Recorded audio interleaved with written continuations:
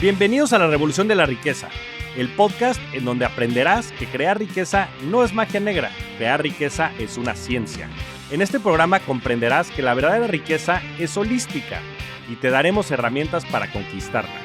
Síguenos en redes sociales en @JavierMorodo en Instagram, Facebook, Twitter, LinkedIn y en todas las redes sociales. Suscríbete también a mi newsletter en mi página javiermorodo.com, en donde todas las semanas vas a recibir información sobre mercados financieros, negocios, tecnología, well-being, conciencia y también tips para ganar el juego del dinero. Hola Eduardo, ¿cómo estás? Bienvenido al podcast.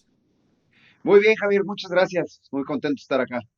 Va a estar buenísima la conversación. Yo creo que eres la primera persona que tenemos que tiene este perfil público-privado y alguien a quien me tocó conocer hace ya muchos años cuando estabas también formando parte del equipo del lado de gobierno que creó la ley FinTech y bueno, nosotros del lado privado, pero bueno, hay mucho que hablaremos y creo que esta conversación va a servir para también destapar muchos tabúes, hablar de muchas cosas como son y también dar visibilidad de cómo se ha ido creando este sector financiero, porque tiene mucho que ver con todo lo que has venido haciendo, trabajando desde el sector privado y también desde el sector público. Pero bueno, empiezanos por platicar quién eres, de dónde vienes, qué haces. Mira, yo soy de Guadalajara, y soy abogado. Soy ahorita socio en White Case, que es una firma global. Yo estuve aquí 11 años, luego estuve 3 años en la CNBB de vicepresidente de supervisión bursátil. Luego estuve 5 años de socio en un despacho que se llama Krill, García Cuellar y Enríquez, y ya llevo otro año de regreso acá. Entonces, técnicamente ya voy en el 12º año en White Case. No, pues muy bien, pero platícanos un poco de la profesión. O sea, platícanos de los primeros 11 años de tu carrera. ¿Qué haces? ¿A qué te dedicas? Platícanos más de todo ese tema. Sí, bueno, yo estoy en Guadalajara, en la UP, y yo decía que quería hacer temas de competencia económica, y pues para eso había que venirse a vivir a México.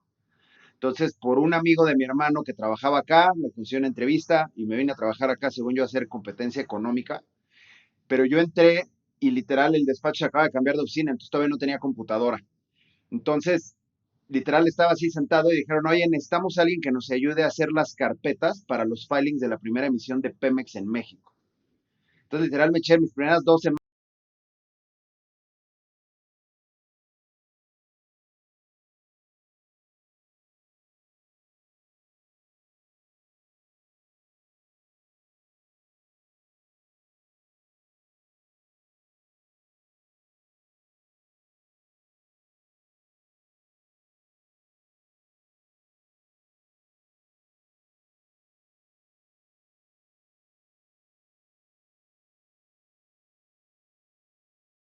de estados y municipios, créditos, estados, municipios, temas de refinanciamientos, etcétera. Y ahí trabajábamos mucho con Protego. Entonces, cuando entra el presidente Peña Nieto, pues varios de Protego se van para allá, a la Secretaría de Hacienda, y como al año y medio del sexenio, me buscan para irme de vicepresidente de supervisión bursátil. La realidad es que yo en mi vida me vi trabajando de funcionario público, no sabía ni qué bien qué iba a hacer. Yo dije, bueno, pues ha de estar chido, me va a ayudar a que más gente me conozca, y seguro pues ya me las sé todas porque yo veo emisiones todo el día y qué más puede pasar, ¿no? Ajá. Ahora, sí fue un sacrificio y un tema familiar importante porque literal no sabía ni a qué iba, o sea, desde que te imaginas el no sé si van a pedir hacer cosas raras, ya sabes, no sé qué va a hacer, pero pues bueno, literal me puse a ver qué facultades tenía y dije, oye, pues se ve interesante, pues vamos. Uh-huh. Llegué allá y fue una sorpresa, fue totalmente distinto a lo que pensaba que iba a ser. O sea, por un lado, resultó que las emisiones fue lo que menos tiempo me quitaba porque el equipo era muy bueno y ya se hacían casi solas. Pero te llegaron, me acuerdo, las 2 semanas fue a verme la gente de post-trade de la bolsa. Entonces me empezaron a explicar cómo funcionaba una cámara de compensación de equities, la de derivados, el mercado de derivados, el Indeval, la red de, ¿cómo se llamaba esto? La red de seguridad, una serie de cosas. Y yo, o sea, no podía, con la cara de, no entiendo nada, me van a correr, porque se van a dar cuenta que estoy aquí de... O sea, el síndrome del impostor se me quitó como a los 3, 4 meses, ¿no? Y también te empieza a dar así como el, oiga, licenciado, es que lo quiere venir a ver, ya sabes, el director de no sé dónde, y tú, ay, güey, ese güey salía en las noticias y ahora me quiere venir a ver, ¿no? Pero pues muy rápido se tiene que quitar porque, pues al final de cuentas les tienes que decir lo que les tienes que decir. y te tienes que apoyar mucho en el equipo. O sea, la realidad es yo todos los días como que iba apuntando palabras y Ajá. en la noche llegaba a mi casa a buscar en Investopedia qué significaba eso, ¿no? Y luego los brokers te empezaban a hablar de, no, y hicimos 10 yardas y una cama y un no sé qué. Y yo, ay, güey, ¿y eso qué es? Entonces ahí alguien ya me explicaba y ya pues, quitaba la cara de menso, ¿no? Pero pues le vas entendiendo, le vas agarrando porque pues, te tienes que poner al tiro. O sea, la realidad es que lo que te das cuenta es que el sentido común es lo más importante. O sea, hay una parte muy técnica de las cosas que si no eres un economista no vas a entender o si no eres un abogado no vas a entender, pero la generalidad de las cosas y la lógica de lo que estás haciendo te tiene que quedar claro, porque no estás mandando un cohete a la luna ni estás encontrando, ya sabes, no estás partiendo el átomo, ¿no? Entonces, eso es lo más importante, que dices, oye, a ver, ¿qué estamos haciendo aquí? No, pues es que el mercado, pero ¿por qué? Entonces, como yo asumía que no sabía, pues de todo preguntaba hasta que me quedaba claro, entonces, pues así me la llevé. Y una cosa chistosa que te das cuenta ahí es, uno, tu tolerancia no al riesgo, pero a que te den miedo las cosas es bien distinta. Ahí todos los días pasa algo que dices, ay, güey, el tipo de decisiones, el tipo de cosas, el tipo de información que tienes, etcétera, pues tienes que volver, parece que tienes que sacar la casta. Y, y lo otro es también el ver, o sea, los abogados nos pasa mucho que si toda tu vida trabajaste en despacho, tú siempre crees que las cosas son de una forma, ¿no? Entonces, en el momento en que las ves del otro lado, ayer era chistoso, me tocaba ser la contraparte de todos los despachos corporativos de Sí. México que querían hacer algo con una emisora. Entonces, hasta me pasaba que llegaba gente y me decía, mira, esta estructura la vamos a hacer así. No, oye, no jodas, eso lo hicimos el año pasado contigo en White. Pues sí, por eso ya sé que no, o sea, ya sé que eso pues, estaba, o sea, ya me la sé, mejor háganle así. Entonces, eso era entretenido. Y otra parte muy padre de la bancaria es, tenía una parte internacional muy importante. O sea, CNBB es muy, muy activo en IOSCO, que es como la organización de reguladores de valores del mundo. Y fue chistoso porque yo era parte de un comité de mercado secundario. Entonces, te cuenta que yo me juntaba cada trimestre con los reguladores de como 20 mercados, pero incluyendo CFTC, SEC, Ontario, Quebec, ESMA, Inglaterra, o sea, hablar de temas de mercado secundario y empezar a poner, eso es un standard setting body, entonces era hacerlo, ahora vamos a hacer los principios de post-trade de no sé qué cosa, ¿no? Y una de las cosas cuando llegué a la bancaria, de lo primero que me encargaron fue, oye, pues unos señores se les ocurrió hacer una solicitud de una nueva bolsa que se llama Viva. Ujú, sí. ¿Ves si jala o no? ¿O qué tenemos que hacer? O sea, contrario a lo que la gente piensa, no fue una iniciativa del gobierno, fue alguien lo quiso hacer y el gobierno no puede, nomás porque no, rechazar esos trámites. Hay un tema de responsabilidad administrativa, entonces lo tienes que analizar a fuerzas. Quien llegue con una solicitud la tiene que revisar. Y como funciona en el gobierno o en la CNBB, en la agenda de siempre hay reglas que sacar y cambios que hacer, siempre, siempre. Pero son tantos que pues solo la agenda la lleva la urgencia. Si algo pasó urgente, pues cambian esa regla y pues luego las no tan urgentes luego las ven. Entonces, cuando se hace público lo de Viva, lo que sí nos dio es, oye, tenemos que revisar todas las reglas de operación del mercado de capitales. Ujú. Entonces, hablando con varias casas de bolsa, me decían, oye, es que hay reglas que vienen de la crisis del 87. O sea, hay artículos que ya no aplican, que eran muy anecdóticos. Es que además todo el mundo tenía apodos, ¿no? Entonces el Popochas le decía al Tuercas en el piso de remates, Sí. que no sé qué. Entonces puse un artículo que expresamente prohíbe eso, pero hoy ya no aplica. O sea, ya no. Entonces fue, a ver, revisamos otra vez toda la regla y así nos sentábamos horas, a ver, ese artículo, ¿por qué? No, por esto, ok. Oye, y de repente había unos que nadie sabía por qué estaban. Quítalo. No, pero ¿qué tal que quítalo? Oye, pero no sabemos para qué es, ¿por qué lo dejas? ¿No? Entonces, eso fue un shock ahí. Y, por ejemplo, las reglas del SIC, o sea, por Ujú. ejemplo, el SIC, el Sistema Internacional de Cotizaciones, las rehicimos y hoy el SIC, pues es el 60% de la operación que hay en México, más que el Sí. mercado local, ¿no? Porque se hizo más fácil, se cambiaron varias cosas, etcétera. Entonces, hubo cambios que hasta la Bolsa Mexicana de Valores le sirvieron mucho. Se hicieron muchos temas de supervisión, se hicieron muchos temas por ejemplo, las operaciones de bloques, que son como hacer operaciones estas grandes tipo dark pools, etcétera. Pero además fue entender uno qué es eso, cómo funciona, para qué es y cómo le hacemos. De suerte, un socio mío, justo como 6 meses antes de que entrara a la bancaria, me puso a leer un libro que se llama Flash Boys de Michael Lewis. Sí, sí, sí, buenísimo. Que ese libro, el tema, si lo platicas, suena aburridísimo, que es todo el tema de high frequency traders y cómo el quant trading se anda ya a los A el los retail investment. retailers, sí. Pero pues me aprendí términos así, lo que era best execution y cómo funcionaba y todas estas cosas. Entonces cuando llego y me ponen lo de Viva, una de las grandes discusiones era best execution, entonces al menos no puse cara de güey. No sé si lo hicimos bien o mal, todo el mundo se quejó, pero bueno, al menos como que tenía algunas ideas, ¿no? Pero eso, cuando empecé a ir a Yosco, pues yo me juntaba con los que hacían eso en todos los mercados. Entonces era el teto que en los breaks de las reuniones era, oye, espérate, es que cómo le hacen y te puedo marcar y oye, te voy a mandar un mail, porque las reuniones son en países, en el país, o sea, de los miembros dicen, oye, esta la hacemos acá, entonces te tocaba ir a India o te tocaba ir a Brasil o te tocaba. Entonces muchos iban de paseo y yo me la pasaba de teto así de, oigan, es que necesito que me expliquen esto, ya sabes, pero cuando nos empezamos a juntar con el gremio, muchos decían, no, es que esto en Estados Unidos no es así. No, ¿cómo no? Mira, aquí tengo un mail de la SEC que dice que exactamente se hace como le estamos diciendo, entonces, pues así le vamos a hacer, porque si no. Entonces, aprendí muchísimo, muchas cosas que como abogado nunca va a usar, porque pues no operas, no estás en el piso, o sea, no estás en la mesa ahí, pero sí te da una visión bien amplia y mucho más completa de cómo funciona el mercado de capitales, ¿no? Entonces, eso fue divertidísimo.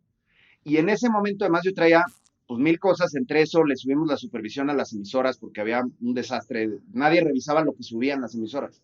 Ya. Entonces, un día, antes de irme a la comisión, el ejemplo que puse en mi entrevista fue, tuve un cliente que quiso emitir y le dijeron, es que no subiste notas a sus estados financieros. Oye, las últimas, no, 4 años.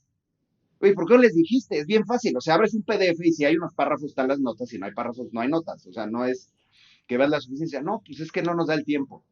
Que oye, eso es una jalada, pues para eso te pagan, ¿no?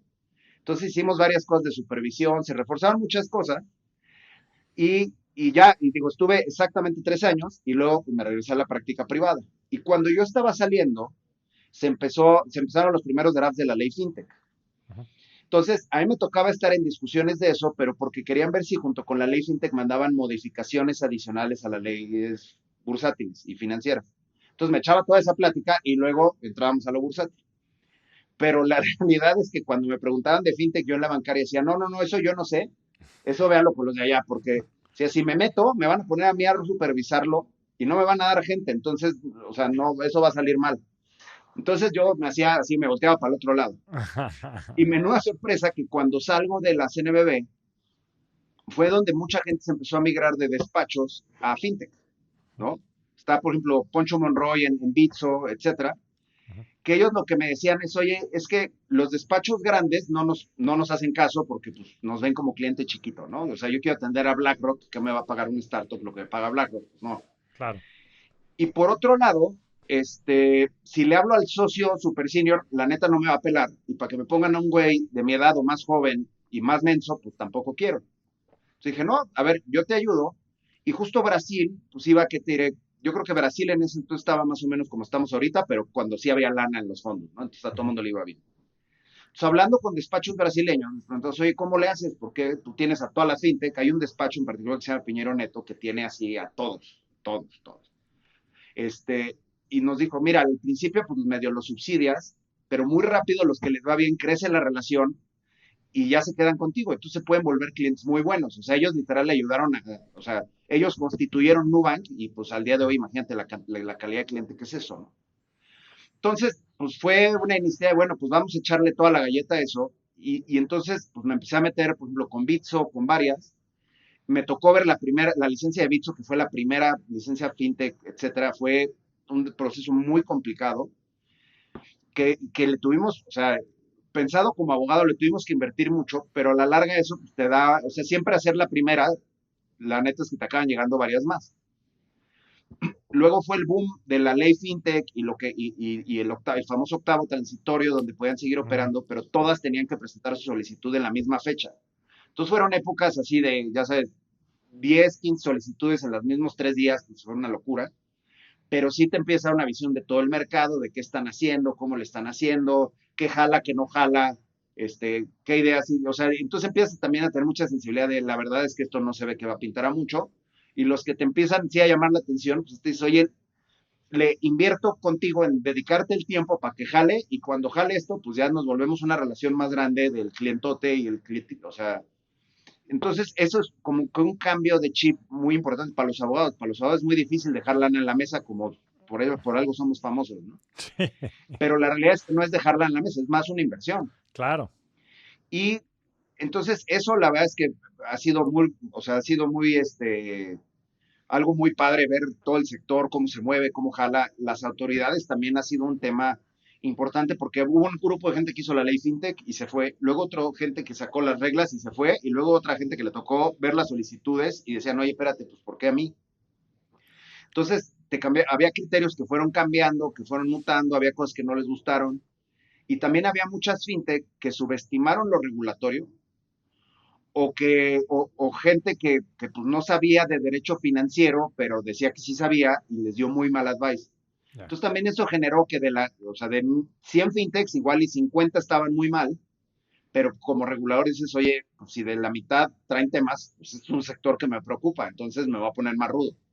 Entonces, y luego pues, súmale la pandemia, que todos los planes de negocios que se presentaron en septiembre del 2019 y que todavía contestaste en febrero del 2020, pues un mes después ya no servían para nada, ya era otra cosa.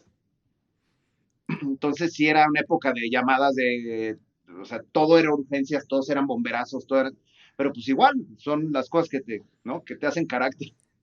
claro. Este, pero ha sido muy divertido, o sea, eso, el tema de innovación, la cantidad de cosas que ves, cómo se va mutando el sistema financiero, porque ya FinTech no son solo startups, o sea, FinTech es Uber, FinTech es Oxxo, FinTech es Rappi, FinTech es Mercado Libre.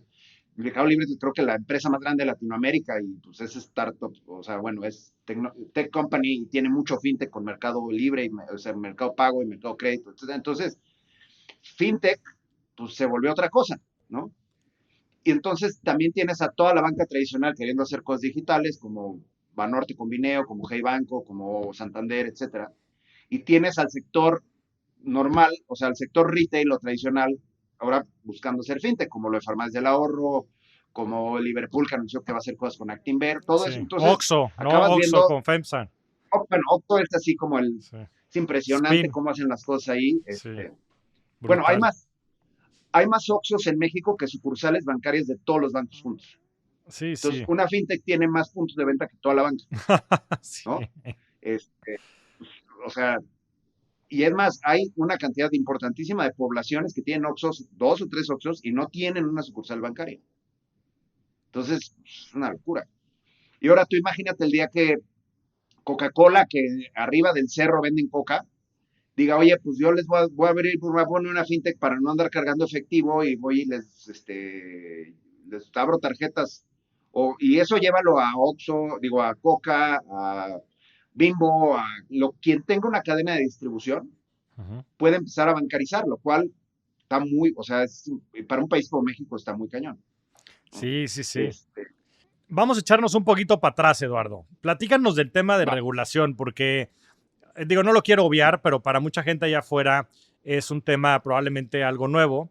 Pero platícanos qué es, para qué sirve, pros y contras, ya que ha estado en los dos sí, a lados. ver, la regulación sí tiene, o sea, a ver, la realidad es, sobre todo en temas financieros, lo que es bien importante, el principio básico es que le estás guardando el dinero a la gente. Suena muy romántico el somos startup y inclusión, etcétera, pero la realidad es, o sea, la falta de regulación, o sea, por ejemplo, ¿qué está pasando con FTX? A ver, FTX operaba como un banco, tomaba dinero, tomaba tus cripto, o sea, imagínate que en vez de cripto fuera dinero, Uh -huh. ¿no? Porque, o sea, oye, tomaba lo que le estás dando, tu activo, y se volteaba y hacía otra cosa con él. Eso es intermediación y eso es dinero. Y ahora, si no lo regulas y no le pones reglas prudenciales de, oye, no agarres el dinero que la gente cree que está disponible al 100% y lo prestes en cosas súper ilíquidas o súper riesgosas, pasa eso. ¿Me explicó? O sea, lo que le pasó a FTX y lo que le está pasando a todas estas quiebras de cripto es lo que le pasó a la banca hace 200 años y le empezaron a regular, y lo que le pasó al mercado de valores en los 20 en Estados Unidos y le empezaron a regular, y es lo que le va a pasar a cripto, porque si no, o sea, no puedes confiar en que todo el mundo es bueno y próvido y todo el mundo va a ser siempre lo mejor para ti. Pues no, o sea, la neta es que ya vimos que no. Y hasta con el fundador de FTX, que se pintaba de que era alguien muy frugal y siempre andaba en shorts, y por resultó que vivía en un departamento de $40 millones en las Bahamas y que pues sí le gustaba lo bueno, nomás no los pantalones, ¿no? Entonces, para eso es la regulación, o sea, es el ejemplo de para qué es la regulación. Ahora, de- tiene que haber una mezcla entre, pues, no tanto que hagas lo que quieras, o sea, no tan laxa que hagas lo que quieras, y no tanto que no puedas hacer nada, ¿no? Cada país ahí tiene un approach distinto. Por ejemplo, cuando yo iba a la CNBB, lo que les decía es, a ver, hazte cuenta que tú tienes una fiesta. Ujú. Entonces, tú tienes dos formas de hacer que la fiesta no pase nada malo. O sea, tu objetivo es, hay una fiesta, la gente quiere ir a una fiesta y es normal que vaya a fiestas. Lo que no quiero es que la gente se porte mal en la fiesta. Ujú. Entonces, hay dos formas. No dejes pasar a nadie, salvo los que lleguen así con el rosario y ya sabes, que dicen que no van a tomar. Y entonces tu fiesta no va a jalar muy bien, o va a ser una fiesta probablemente medio aburrida, que no le subas a la música tampoco, porque pues, ¿no? O la otra es, oye, deja pasar a, salvo a los que sí este plano vengan ya todos borrachos, déjalos pasar a todos y que se la pasen bien, pero el primero que se porte mal, lo sacas a guamazos. Entonces, ¿qué pasa? Ese genera un efecto donde, ay, güey, no, pues yo no quiero que me hagan eso, entonces mejor sigo llevando la fiesta en paz, ¿no? La entrada la entrada es la regulación y cómo sacas a la gente la supervisión. Ok. Entonces, México muchas veces lo que era más fácil es mejor regulo mucho o me pongo muy rudo para dejar entrar a la gente y entonces me ahorro otro problema, porque supervisar, ya estás haciendo la cosa y además te tengo que multar y qué pasa si litigas y entonces yo no tengo gente, etcétera, etcétera. Y ha habido casos en México donde el enforcement ha salido mal y acaban los funcionarios demandados y les da mucho miedo. Que Ok. aunque no se crean los funcionarios, o sea, la generalidad de los funcionarios en México son gente súper, súper capaz, súper honesta, que sí les da miedo. Oye, es que si alguien se va en contra mía en lo personal, que yo tengo responsabilidad, yo pierdo todo, Ya. ¿no? Entonces, eso sí es un tema, un temor muy real, muy fundado, que luego la gente no lo trae en el radar, siempre que, ay, es que seguro nomás es burocracia. Y no, espérate, o sea, si es gente que todo el día, parte de su trabajo tiene una lupa aquí que tienen que cuidar. Este, entonces, por ejemplo, la regulación, cuando me tocó hacer la regulación del mercado era al revés, hablé con todas las casas de bolsa y le decía, a ver, ¿cuál es tu carta Santa Claus de qué le cambiarías a la regla? Oye, es que hay mucha regulación que depende de qué tan líquido es un valor. Antes hay como liquidez nula, baja, media y alta. Oye, es que con los de liquidez baja y nula no puedes hacer nada, entonces ¿cómo los hago más líquidos? No, pues buen punto. Entonces empezamos a quitar restricciones para los valores de eso. Oye, es que luego no puedo hacer un block trade porque no, entonces no puedo vender un paquete grande de acciones, lo tengo que poner en los corros y la gente se me mete, todo mal. Oye, bueno, ¿cómo se hace en otros mercados? No, pues así, así. Bueno, vamos a ver cómo lo metemos acá. Entonces, sí tienes que tener como una balanza de qué son las cosas que son buenas para el mercado y hay que abrirlas. O sea, que ayude y que se haga más liquidez, etcétera.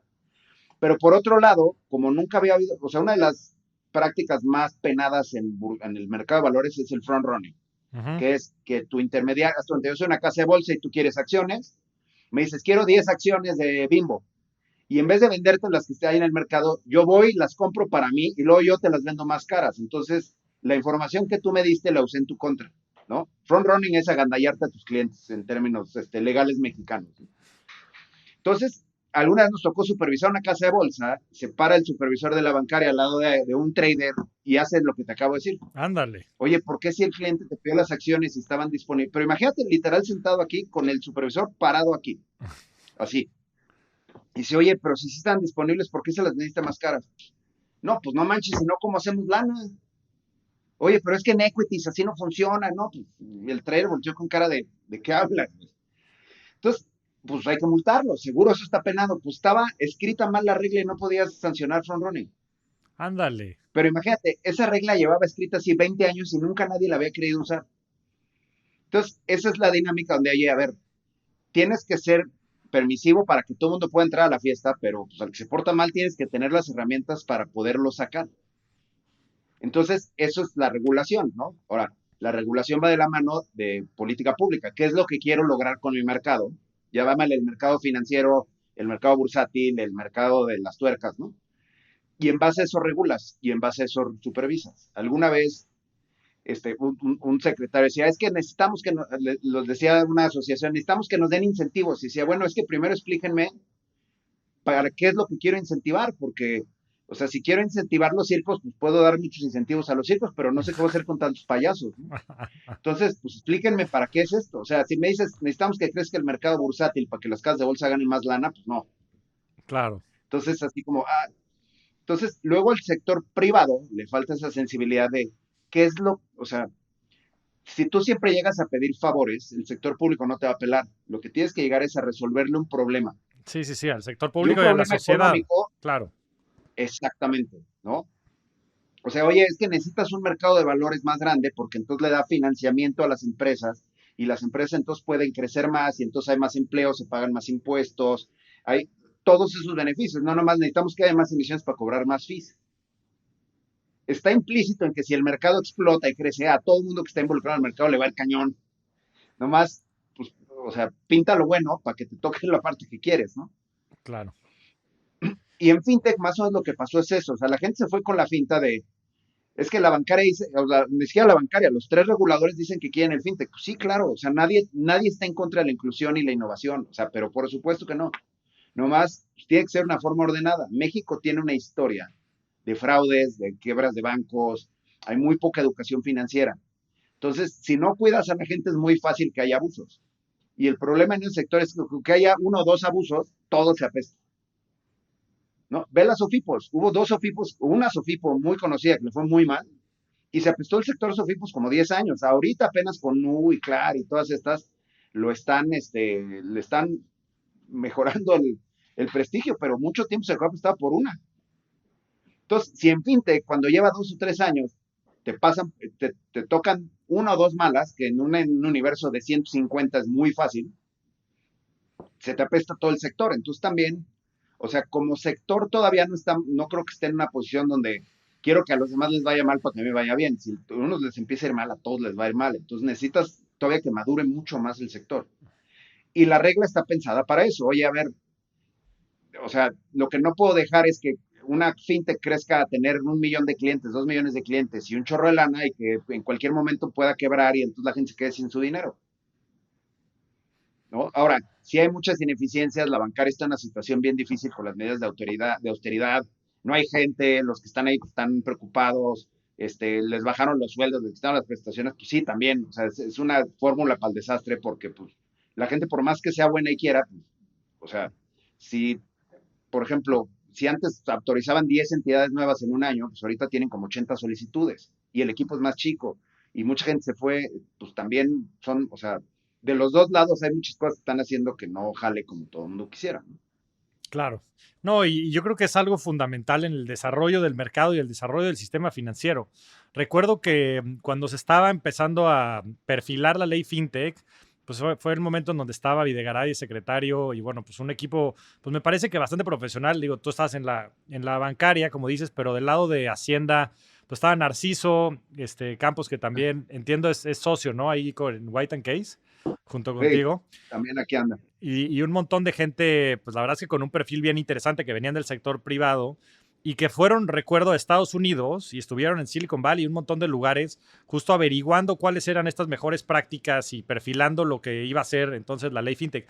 Desde tu punto de vista, ¿qué cosas se hicieron bien de la redacción de esas leyes y de la implementación también? Porque como dices, pues unos la redactaron, otros la implementaron y después otros les tocan ahora revisar las solicitudes. ¿Y qué cosas tú hubieras mejorado? O sea, ¿qué cosas hubieras cambiado? A ver, yo creo que le hubiera dejado un poquito más de flexibilidad. O sea, una cosa que está pasando, se hizo en base, o sea, te cuenta, le hubiera dejado un poco más de flexibilidad. Hubo una parte que muchos, o sea, que nadie previmos y nadie se nos ocurrió, que era este tema del octavo transitorio. ¿En qué consiste? Es cuando salió la ley FinTech, ya había empresas que estaban actuando como wallets o como crowdfunding, con interpretaciones, o sea, es un área gris, algunos en el gris más oscuro, otros en el gris más claro, pero gris. Entonces, una muy buena idea fue, oye, no queremos que todo el mundo tenga que cerrar para adaptarse a la ley y luego volver a abrir, porque entonces los vamos a matar. Ujú. Eso fue, yo creo, muy bueno y fue algo, si soy sincero, bastante arriesgado y que, o sea, qué bueno que lo hicieron. Lo que a nadie se le ocurrió es, oye, qué tan complejo puede ser eso? Entonces, literal, es un párrafo en un artículo transitorio de la ley que dice, pues los que lo estaban haciendo lo pueden seguir haciendo, y si lo dejas de hacer a partir de septiembre del 2019 o no te aprobamos, tienes que cerrar, punto. Pero eso cuando son negocios financieros tan regulados y tan complejos, pues fue bien difícil de interpretar. Y entonces eso sí se prestó a que hubiera gente que tratara de abusar, gente que no tratara de abusar, y que el regulador pues, empezara a tomar de repente algunas interpretaciones pues, más conservadoras, lo cual se entendía porque además súmale la pandemia en medio, ¿no? Entonces, por ejemplo, el tema del fintech as a service, banking as a service o lo que sea, fíjate, entra la pandemia, tienes todos estos modelos nuevos que estás acabando de entender y de repente te empiezan a salir wallets nuevas todas las semanas sale un wallet de alguien que además se están apalancando en unos permisos transitorios que todavía no estoy supervisando.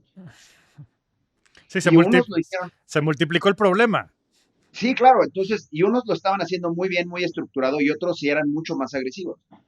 Entonces, la bancaria o sea, se espantó, y si te soy sincero, fue una discusión en la que estuvimos así en el centro del huracán muchísimo, lo platicamos mucho con ellos, fueron discusiones, la verdad, bastante, digo, no voy a decir enriquecedoras, porque evidentemente no ganamos, ¿no? Pero bastante, o sea, fueron discusiones muy buenas. Pero lo que sí pasó al final es dijeron, oye, a ver, esto no está claro para el cliente, ni dónde está su dinero, ni quién le va a responder. El que le está dando la cara al cliente, o sea, podría ser alguien con 2,000 pesos de capital y cerrar el siguiente día y entonces la gente no sabe ni qué está pasando. Y estamos en media pandemia, entonces, o sea, todo es digital, etéreo, en un país donde la gente se está acostumbrando a eso.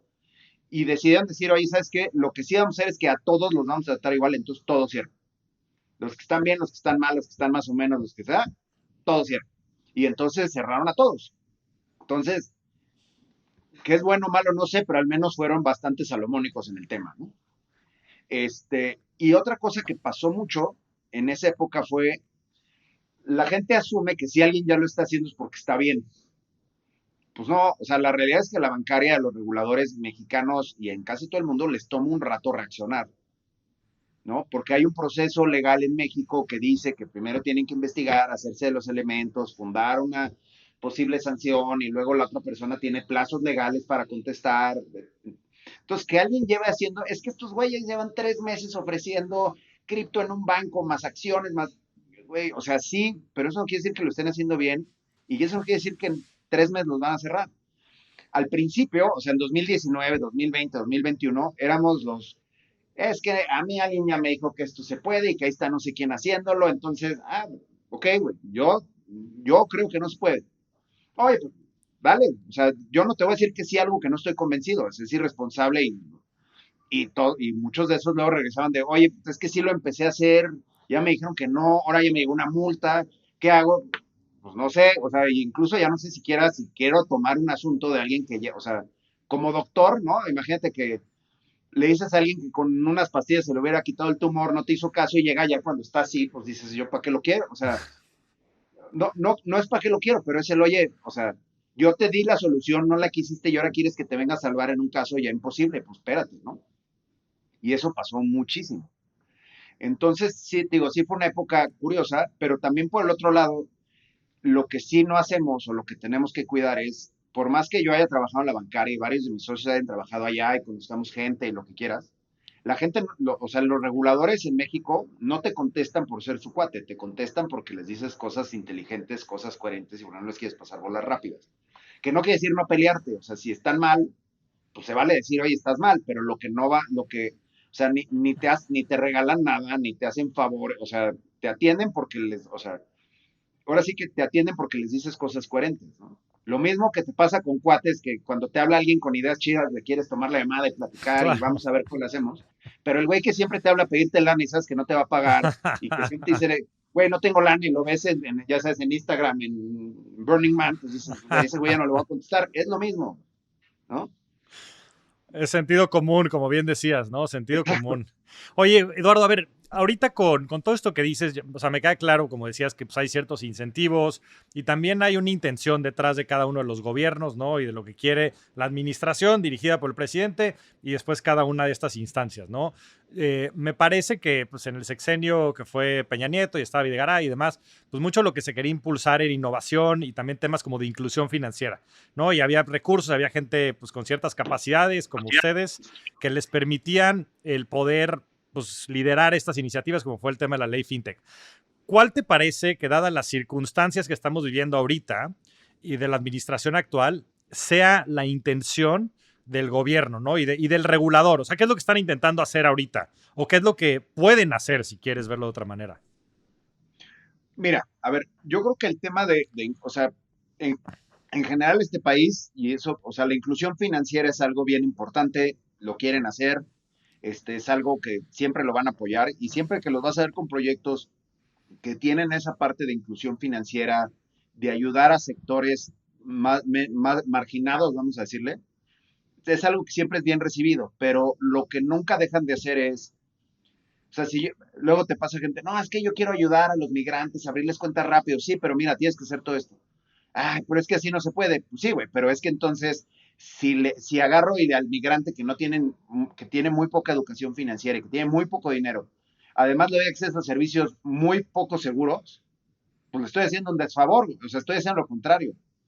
O sea, el tema no es que la gente pueda abrir una cuenta, porque sí las pueden abrir. El problema es que es una cuenta segura y la gente no abre cuentas porque no le genera seguridad un banco o algo.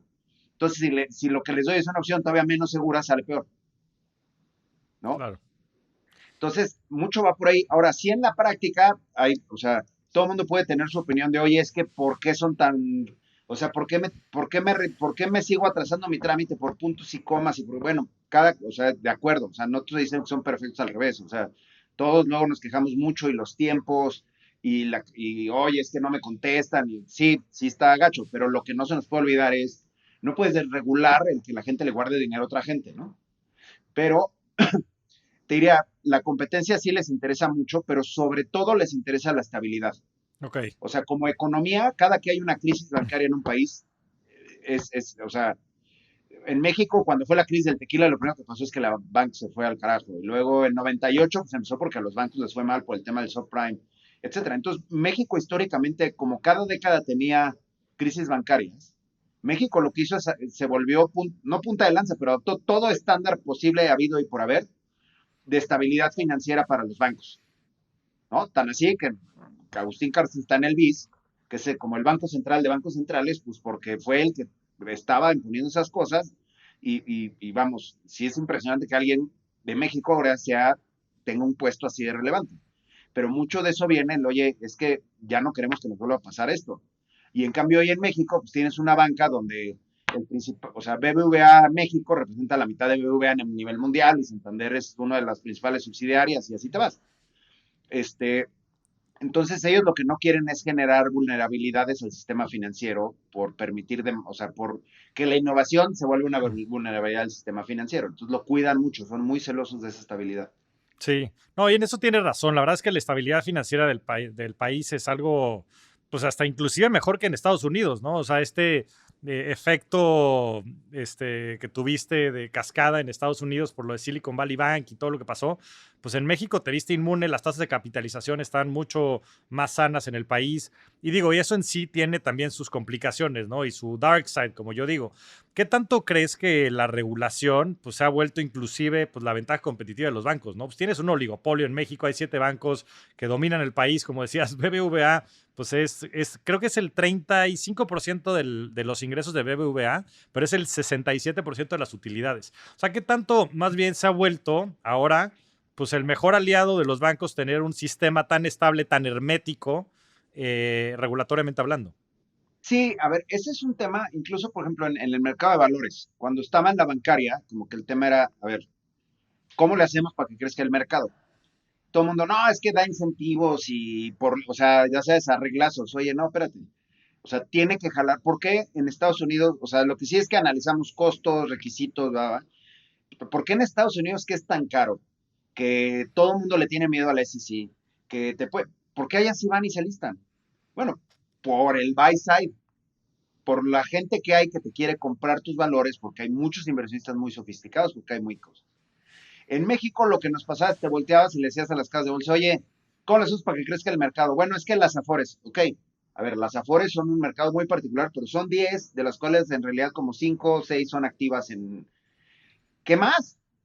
O sea, ¿dónde están las aseguradoras? ¿Dónde están las operadoras de fondos? ¿Dónde están los asesores en inversiones? Ah, no, no, no. No, ¿qué, güey? O sea, entonces te empiezas a dar cuenta, por ejemplo, las operadoras de fondos Ujú. tienen casi, o sea, hay operadoras más grandes que Afores, hay operadoras muy grandes, que históricamente un fondo mutuo en teoría es el que puede tomar más riesgo, es un fondo activo, tú decides en qué inviertes, etcétera, y todos están en renta fija. Todos Sí, están sí, sí. en renta fija de corto plazo, o sea, todos En hacen lo que tú CETES. puedes hacer en CETES directo, Sí. pero sin pagarle a la operadora, ¿no? Sí, Y cobrando el dos alguna por vez, ciento, cobrando el 2 o el 3%. O sea, es ajá, más alto. entonces un Sí, día sí. les digo, oiga, ¿no les da pena que CETES directo es más rentable que, o Todo. sea, el 80% del mercado de fondos? No, es que no es cierto, güey. O sea, bueno, sí es cierto y seguro me van a odiar las operadoras cuando oigan esto, pero si era lo oigan, güeyes, hagan algo más. Pero como muchas de las operadoras son de grupos financieros que tienen banco, el banco lo que sí hace es necesito más captación, entonces sácalos del fondo de liquidez y mételos al pagaré bancario. Entonces no me conviene tenerlos en vehículos más complejos.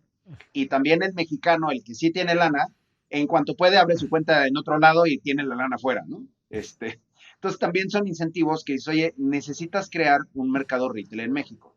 Pero la otra, oye, a ver, en, si yo ahorita me meto a una sucursal bancaria y digo, quiero abrir una cuenta de inversión con 200,000 pesos, uno de 10 bancos, seguro 9 me van a decir, no, necesitas 2 millones de pesos. Pues, para atrás. Y los que sí me atiendan, puta, me van a pelucear, tengo que ir 2, 3 veces a la sucursal, tengo que llevar papeles, tengo que llenar formatos, me tienen que... Y por ejemplo, en ese entonces, o sea, México históricamente no tuvo más de 300,000 cuentas de inversión, o sea, tuvo menos, pero por décadas. De repente empieza Bitso y a los 2 años tenía medio millón de cuentas. Entonces, a ver, el mexicano sí quiere invertir, el mexicano sí quiere tomar riesgo, lo que no quiere es tener que ir a la sucursal, echarse las horas, que lo peluceen, que le pidan 3 millones de pesos cuando el salario mínimo es una, o sea, no es así. Entonces, y también, entonces, por ejemplo, tienes GBM, oye, GBM abrió lo de GBM Digital y GBM Plus y todo esto, y ahora GBM tiene como 3 millones de cuentas, la última vez que vi, Ujú. cuando por décadas no pasaron todas las casas de bolsa de 200 y tantas mil. Y ahora hay Timber, y ahora iban todos haciendo eso. Luego, por ejemplo, en el tema de colocaciones, decías, oye, a ver, cuando es deuda, lo normal es que sí se coloque entre 10 personas, ¿no? Entre Ujú. 10 inversionistas grandes. Pero acciones no, las acciones necesitas que haya muchos inversionistas para que sean líquidas. Y lo mismo, no le querían vender a retail y a bancas privadas, y hace poco se hizo una colocación donde Actinver y GBM la publicitaron una fibra en el tema industrial y para Sí. nearshoring, pero por redes sociales, con influencers, se revisó, bueno, ad nauseam, cómo se podía hacer, qué se podía hacer. Y de repente tuviste 6,000 inversionistas, una cosa así. Eso es un cambio de chip bien importante porque sí te ayuda a que la acción tenga liquidez. Ahora, es un arma de dos filos. Si la haces mal, la liquidez hace que bajes muy rápido, si lo haces bien, hace que subas. Pero entonces ya se vuelve una operación normal de un mercado. El mercado reacciona a lo que estás haciendo. El problema aquí en México es que tienes empresas que le va espectacular y no sube. Y Sí, tienes sí. otras que hacen todo mal y no baja. Bueno, pues entonces todo está jodido, ¿no? Sí, sí, Pero total. mucho de esto tiene que ver la regla del, oye, a ver, tienes que, PLD, por ejemplo, prevención de lavado de dinero, la razón por la que el banco te pide papeles y fotos, identificaciones y entrevistas, ¿eh? Es por el tema de prevención de lavado de dinero. Hay una serie de criterios internacionales y principios que los bancos tienen que seguir, o las instituciones, para abrirte cuentas. Sin embargo, México depende mucho de que los bancos gringos les abran cuentas a los bancos mexicanos.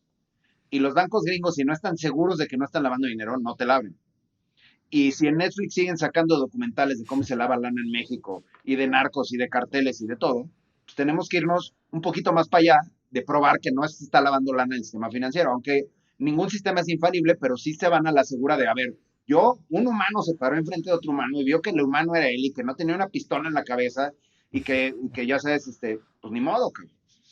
Y entonces todo el tema de poder abrir cuentas digitales apenas está empezando a tomar tracción y así, y eso está ayudando también a inclusión. Ahora, eso esperemos, por ejemplo, en el mercado de valores, como decía, con los GBMs, incluso con los Flinks y con varios de estos, ya se vio que sí hay mucho interés, nomás lo que necesitas es hacerlo accesible a la gente, ¿no? Totalmente, sí. GBM creo que ya tiene más de 5 millones de cuentas y mucho ha sido a través de eso, ¿no? De poder, pues sí, crear productos y servicios accesibles y fáciles de usar porque el interés existe. Pues quién no va a querer hacer lana, ¿no? Y más, Exacto. inclusive, pues, lo mismo de CETES directos, ¿sabes? Tienes toda la razón, o sea, nos debería dar vergüenza el tipo de productos y servicios que después hay en la banca. Ahora, ¿cómo se rompe ese oligopolio? Y déjate tú el oligopolio, porque sé que eso después molesta mucho y es un gran headline, pero ¿cómo se crea inclusión financiera? O sea, ¿tú crees que los Nubanks, inclusive los Banco, todas estas iniciativas digitales, los spins de Oxxo, o sea, ¿cómo crees que se vea el mercado en 10, 15 años? O sea, ¿sí crees que se vaya a dar esta proliferación de productos y servicios digitales? ¿Crees que haya mucha más inclusión? ¿Crees que haya más competitividad? ¿Crees que, o sea, hay un dato que me pone así a hervir la pinche sangre, es que los bancos tienen más de 5 millones de pesos, 250,000 millones de dólares, que son más que las reservas internacionales del país en cuentas a la vista al 0%? Y digo, me lleva la chingada. Alguien tiene que parar con esto, porque sí creo que también a nivel incentivos, pues los bancos tienen un incentivo de perpetuar la ignorancia financiera, porque les conviene que la gente deje su dinero al 0%. O sea, en fin, es un tema simplemente de incentivos, no es de ser bueno ni de ser malo, es de incentivos. Pero ¿cómo crees que se vea en 10 años el mercado, en 15 años con todo este tema digital y con todo lo que está pasando? Mira, yo creo que lo más relevante es un tema de educación financiera. A ver, en un mercado de libre comercio, o sea, el problema es, si tú forzas a los bancos a que paguen rendimientos, que entras a otra serie de dinámicas donde, ¿y quién va a decidir cuál es el interés mínimo que tiene que pagar un banco y por qué? ¿Por qué va a ser 2 y no 3? ¿Por qué va a ser 15 y no 4? ¿Qué efectos tiene en el capital? ¿No? Entonces, cada banco maneja su liquidez distinto y tendría que ser capaz de decidir qué interés quiere pagar. O sea, fine, ese es un tema de De mercado libre. mercado. Lo que falta es que la gente se lo pida. ¿Por qué? O sea, si hay bancos que te pagan intereses, o sea, por ejemplo, Inbursa CETES y hay una cuenta de Hey Banco que paga casi CETES. O sea, tú explícale a un gringo, yo tengo mi dinero a la vista pagándome el 11% y todos van a querer mandar su lana para acá y depositarlo en Inbursa. Y ahí déjate del IPAP, ¿no? Pues tienes el Full Faith and Credit del ingeniero Slim, que pues, está, a veces hasta es mejor. Pero el problema es que la gente no va y abre esas cuentas. La gente va y abre la del banco que está más cerca y que le paga cero, ¿no? Y hasta lo ves por ejemplo, una cosa, a mí una de las cosas que aprendí en la CNB que me dejó impresionado, siempre hay ongoing casos de fraudes. Pero, pues, por ejemplo, los que me tocaban a mí eran casas de bolsa. Entonces estás hablando de gente de más lana. O sea, gente que tuvo un patrimonio y que tenía ahorros relevantes. Y siempre había oye, es que el operador de la casa de bolsa, no sé qué, en tal ciudad de provincia, se desapareció con lana. Pero ¿cómo tenía lana, güey? Hablas con los afectados y te decían, no, pues es que yo con Juanito me juntaba todos los martes en el Tox, echarme un café, me decía de mis inversiones y yo le daba dinero. Güey, ¿cuánto dinero le dabas? $500,000, 300,000 pesos. ¿Cómo? ¿Así en cash? Sí. ¿Y él que te daba? Pues a veces ahí en una servilleta, en un papel, me ponía a recibir. Güey, o sea, ¿cómo generas esa cantidad de dinero y no sabes nada de qué pasa con tu dinero? O gente de, oye, pero a ver, en tus estados de cuenta no salía reflejado ese dinero. Ah, no, no, los estados de cuenta estaban en un sobre en el cajón, no, pues a mí Juanito diario me daba una hoja donde decía, mira, aquí dice que tienes 2 millones, y luego él me apuntaba más fideicomiso de inversiones 18, entonces tienes 18 millones, y pues yo eso tomaba. O sea, Sí, sí. no lo puedes creer, o sea, lo creerías de gente con pocos recursos escasos, que no ha tenido, pero gente que sí ha tenido acceso, o sea, que tiene una vida profesional relevante, que genera un ingreso importante, que no sepa eso. O sea, sí, pues, o sea, como que eso fue muy revealing, aunque, perdón por el anglicismo, pero sí dices, ¿cómo es posible, cabrón, no? Y luego peor era, oye, a ver, para que te pague el banco, tienes que denunciar a Juanito y ya el banco te paga y se sigue. No, es que Juanito es muy amigo de mi familia, iba todos los domingos a la casa, entonces, déjame ver, oye, te acaba de robar millones de pesos, o sea, déjate que fuera a tu casa, pues te vio la cara. Y, o sea, eso decías, es impresionante que si no hay educación financiera a esos niveles, si lo llevas más abajo, menos hay educación financiera y menos la gente va a pedir cosas, ¿no? O sea, ¿por qué los productos han ido cambiando y mejorando? ¿Por qué mejoran los servicios? Porque la gente se lo pide. O sea, ya sabes, si yo soy un banco del G7 y nadie me está pidiendo depósitos a las cuentas, o sea, rendimientos a las cuentas, pues, ¿para qué los voy a dar? Cabrón? If it ain't Claro. broke, don't fix it, cabrón. Me estoy fondeando al 0 y estoy prestando al 12, al 13, pues mi margen financiero es brutal, güey. Por eso a los bancos aquí les va impresionante. Entonces, mucho es el buy side, la gente que está recibiendo el producto, pues tiene que empezar. Entonces, en 10 años, ¿qué tendríamos que hacer? Pues ahorita cambiar los libros de primaria para que la gente entendiera de educación financiera, lo cual no pasa, ¿no? Al revés, los libros ahorita dicen una serie de atrocidades, que déjate de educación financiera. Ahora, sí creo que va a empezar a haber más incluso, o sea, que va a haber más cuentas, al menos tenemos que empezar porque la gente ya no guarda el dinero en el colchón, Claro. porque hay un tema hasta de seguridad, de seguridad pública, o sea, en un pueblito, si ya puedo abrir una cuenta en el pueblito, pues probablemente ya mejor guarde ahí el dinero en vez de traerlo y que me roben, ¿no? Lamentablemente. Entonces, ojalá también vayamos hacia allá. Eh, y te digo, y también la otra es, las nuevas generaciones pues sí traen otra idea también, o sea, si a mí no me gusta entrar a una sucursal bancaria porque me desespero, pues a mis hijos menos.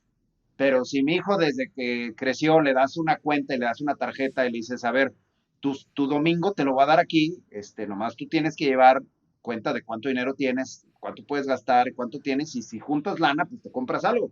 Si no, no.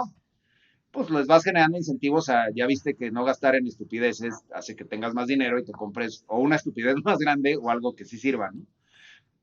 También, o sea, lo que sí es que es de largo plazo, no hay un silver bullet para que mañana ya todo el mundo esté bancarizado. Digo, India, por ejemplo, en algún momento lo que hizo es sacó de circulación todos los billetes grandes. Ajá. Imagínate que aquí dejas puros billetes de 20 para abajo. Y hubo manifestaciones y la gente así se puso como loco. Y al año, pues India ya tenía un sistema de pagos digitales impresionante, porque además son 1 billion people o no sé cuánto. Pero pues sí está muy ruda, ¿no? Porque sí fue la medida más impopular de la historia, pero pues, o sea, no creo que aquí vayamos a hacer algo así, pero sí. Oye, justo te iba a preguntar eso, pero ¿por qué no? O sea, pues mira, la verdad es que yo creo que uno de los elefantes en el cuarto, de los elephants in the room, siempre en todos los foros públicos privados es el tema de la informalidad y el tema fiscal. Y todos sabemos las áreas de oportunidad que hay en México en esa materia. Pero ¿por qué desde Hacienda, digo, sé que no estabas directamente en Hacienda, pero ¿por qué desde Hacienda nunca han propuesto eso? O sea, decir, digo, sé que obviamente no tienes tal vez la penetración de servicios digitales como para poderlo masificar, pero ¿por qué no digitalizar todo el dinero como lo han hecho en China, como lo han hecho en India? O sea, ¿por qué no lo hacen? O sea, pareciera como algo obvio. Porque todavía tienes, o sea, porque todavía estamos un poco más atrasados que allá. O sea, el problema aquí es cuánta gente en México tiene smartphones realmente. O sea, el número de smartphones contra la población es bien engañoso porque, por ejemplo, yo tengo dos y conozco mucha gente que tiene varios, pero también conozco mucha gente que todavía tiene un teléfono casi casi el Nokia de las culebritas, ¿no? Entonces, ¿cómo le haces para llevarle sus servicios a esas personas? Y apenas va empezando el sector. O sea, la realidad es que el sector real digital pues lleva 4 o 5 años. Entonces sí, como que quieren ver que madure más, que se acabe de afianzar, etcétera.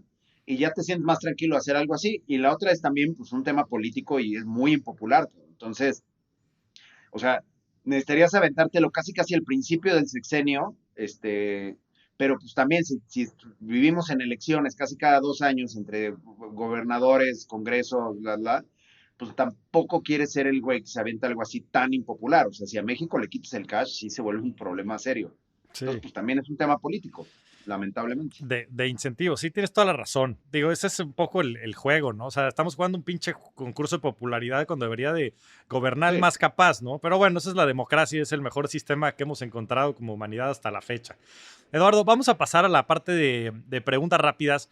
¿Cuál es tu libro favorito? Fíjate, mi libro favorito, bueno, es chistoso, a mí los de Michael Lewis me gustan mucho, o sea, Ajá. Liar's Poker, The Big Short, todos esos, o sea, porque son como que ese tema medio morboso y fatalista de cosas graves que pasaron, pero lo hace muy digerible, esos me gustan mucho. Y de ahí en más, pues leo muchas cosas, pero más bien entre cómics y cosas de ese tipo, ¿no? Ya. No, pues a todo dar, sí. Los de Michael Lewis son buenísimos. El de Elias Poker, lo recuerdo muy bien, ¿no? Que jugaban póker con los números de serie de los Sí, billetes. también hay uno que es una biografía de Peter Thiel que salió hace poco, no se me acaba de ir el nombre, pero como que parecería ser que le trata de tirar a Peter Thiel y 3/4 partes del libro dices, qué pistola es Peter Thiel, cabrón, o sea, al revés, ¿no? O sea, todo lo que hizo y cómo hizo lo de PayPal, cómo hizo todas esas cosas, eso me llama mucho la atención y ahorita el que estoy empezando a leer es la biografía, el de FTX que escribió Michael Lewis, que ese también le Ya. tengo muchas ganas a ver cómo estaba el tema, ¿no? Ya, no, sí, qué cosa eso de FTX también, sorprendió a todo el mundo, pero es eso, ¿no? Es lo que dices, para eso sirve la regulación. Creo que ya hasta sacaron un guión para una película de lo de Sí, FTX, seguro, sí, sí, sí. con la historia de Michael Lewis, qué bueno es escribiendo. Platícanos un hábito que hayas adaptado y que te haya cambiado la vida. Pues mira, uno, bueno, una cosa que se me quedó de cuando estaba en la comisión es, porque luego veo que hay mucha gente que dice, no, yo me levanto y los primeros 20 minutos no veo el celular o no. Yo hago lo contrario, yo me levanto y lo primero que hago es veo noticias, como para ver cómo va a estar mi día. En la bancaria mucho dependía del, oye, es que hay una noticia de que pasó algo en Estados Unidos, entonces el mercado va a bajar, entonces ya sabía que el día tenía que estar así. O a tal emisora hizo tal cosa y pues se me volvió un problema a mí.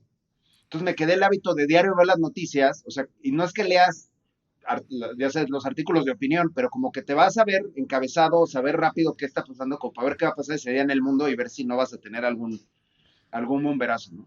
Y el otro, pues trato de hacer ejercicio, me cuesta mucho trabajo, pero sí, yo he tenido problemas de columna y sí digo, es que si no hago fuerza ahorita, a los 50 voy a aparecer con bastón y viejito, entonces como que estoy bien preocupado de tener una vejez digna, entonces pues hacer ejercicio.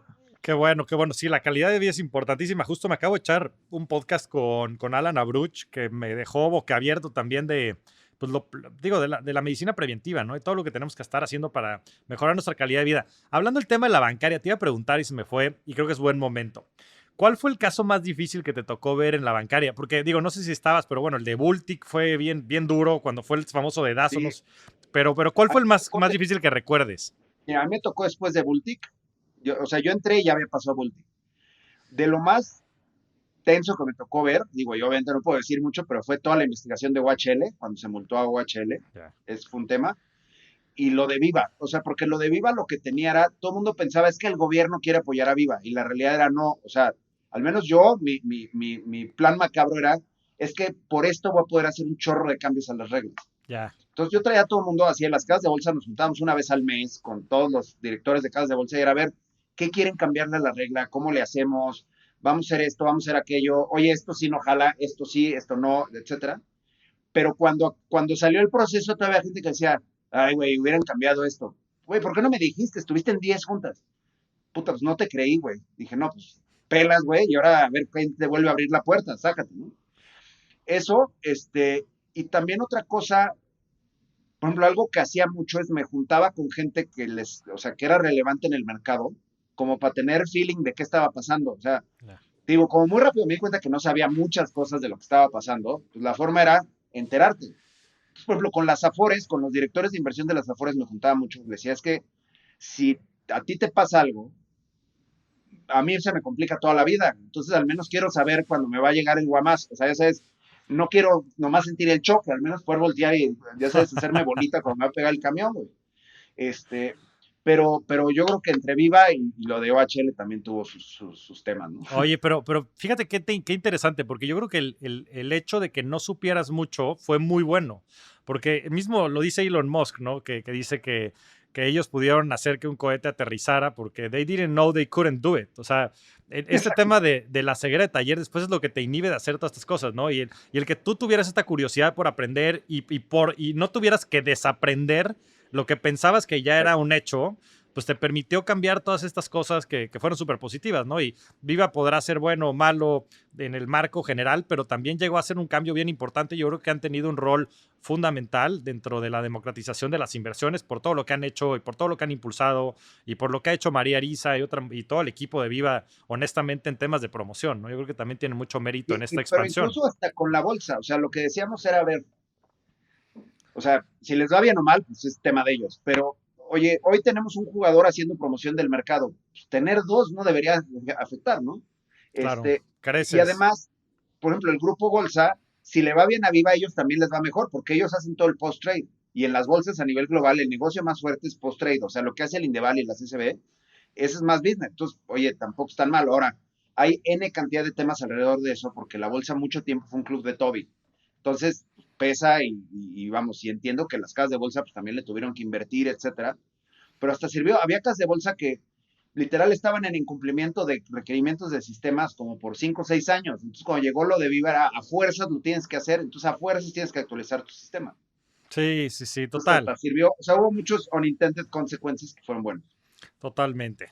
Portafolio de inversiones, ¿cómo se ve tu portafolio de Ah, inversiones? pues la verdad es que soy medio aburrido, porque además, por, por el despacho y sobre todo en este que está en todo el mundo, tenemos muchas reglas. O sea, yo básicamente no puedo invertir en direct stocks porque pues tenemos alguien en algún lugar, en alguna oficina de White Case seguro tiene información privilegiada, entonces la fácil te lo prohíben.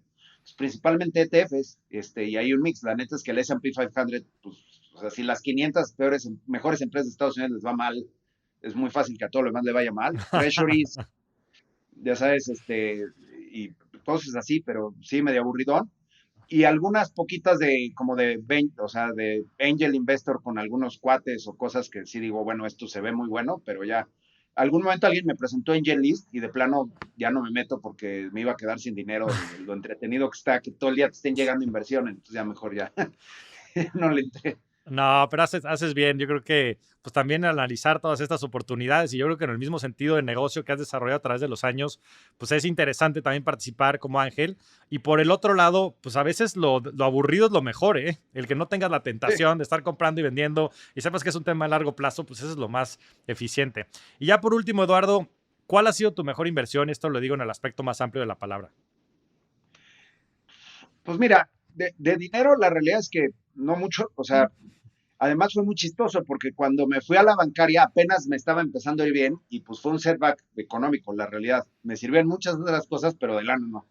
Este, pero pues más que invertir, la neta es que una cosa, por ejemplo, a mí una cosa que me sirvió mucho a la pandemia, porque antes los abogados era, la hora nalga era una métrica bien importante, o sea, Ya. todo el día tenías que estar en la oficina, ¿no? Luego en la CNBB era muy intenso y era, diario había desayunos, comidas, cenas, eventos, viajes, cosas, y yo dejé de ver a mi familia, o sea, hay como mis hijos tienen así como un lapso que no sabían bien quién era su papá, güey. Y todavía antes de pandemia, pues diario tenías comidas con clientes, te quedabas en la oficina hasta las 10, 11 de la noche, etcétera. Y en pandemia lo que sí me di cuenta es, o sea, yo lo que le agradezco a la pandemia es que se acabó la hora nalga. O sea, tú puedes trabajar donde sea, cuando sea, está bien, hay que ir a la oficina, pues, en mi oficina, pero el que sí pueda irme ratos a mi casa me cambió totalmente la vida. Entonces, yo sí le invierto con lo difícil que es ser abogado y vender tus horas, que eso es lo principal que vendes como abogado, son horas de humano.